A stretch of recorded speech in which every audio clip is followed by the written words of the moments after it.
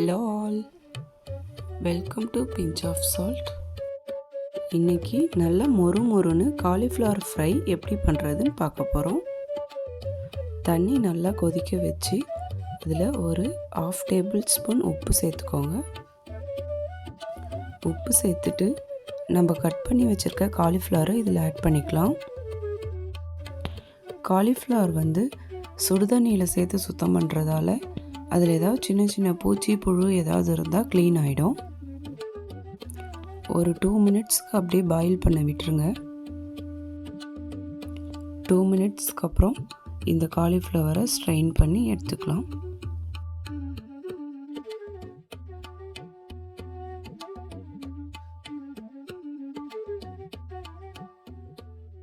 இப்போது காலிஃப்ளவர் ஃப்ரைக்கு தேவையான மசாலா என்னன்னு பார்ப்போம். 1 ஸ்பூன் கார்ன்ஃப்ளவர், 1 ஸ்பூன் கடலை மாவு, 1 ஸ்பூன் அரிசி மாவு,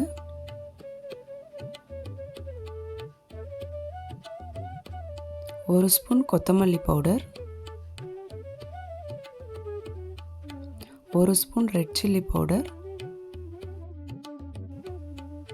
1/2 ஸ்பூன் உப்பு,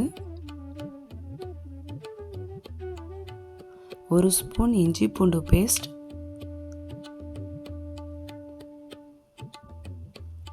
கொஞ்சம் பொடியாக நறுக்குன கொத்தமல்லி. இதோட கொஞ்சமாக தண்ணி ஆட் பண்ணி நல்லா மிக்ஸ் பண்ணிக்கோங்க. நான் ஃபுட் கலர் எதுவும் இதில் ஆட் பண்ணல. நம்ம பிரெட் க்ரம்ஸ் வச்சு இதை கோட் பண்ண போகிறோம். அதனால் கலர் எதுவும் சேர்க்கணுன்னு அவசியம் இல்லை. இப்போது நல்லா மிக்ஸ் பண்ணி எடுத்தாச்சு. இப்போது ஒரு பேன் சூடு பண்ணி அதில் பொரிக்கிறதுக்கு தேவையான அளவு எண்ணெய் விட்டுக்கோங்க. இப்போது மேரினேட் பண்ணி வச்சுருக்க காலிஃப்ளவரை எடுத்து பிரெட் க்ரம்ஸ் வச்சு கோட் பண்ணிக்கலாம்.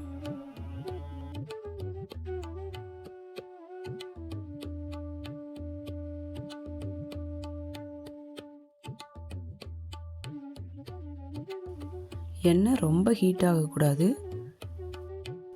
மீடியம் ஹீட் ஆனதும் நம்ம கோட் பண்ணி வச்சுருக்க காலிஃப்ளவரை ஒன்று ஒன்றா போட்டு பொரித்து எடுத்துடலாம்.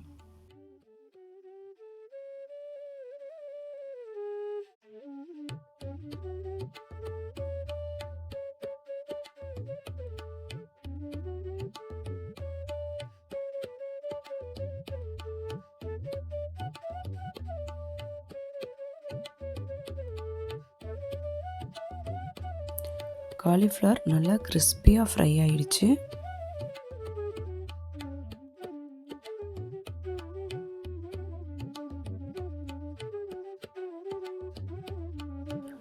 இப்போது நான் அடுத்த பேட்ச் போட்டு எடுத்துக்கிறேன்.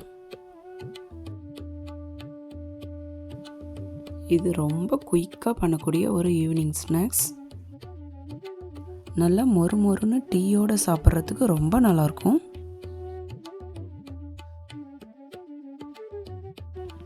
உங்கள் வீட்டுக்கு யாராவது கெஸ்ட் வரும்போது இந்த மாதிரி சிம்பிள் அண்ட் குயிக்கான ரெசிபியை செஞ்சு அசத்துங்க.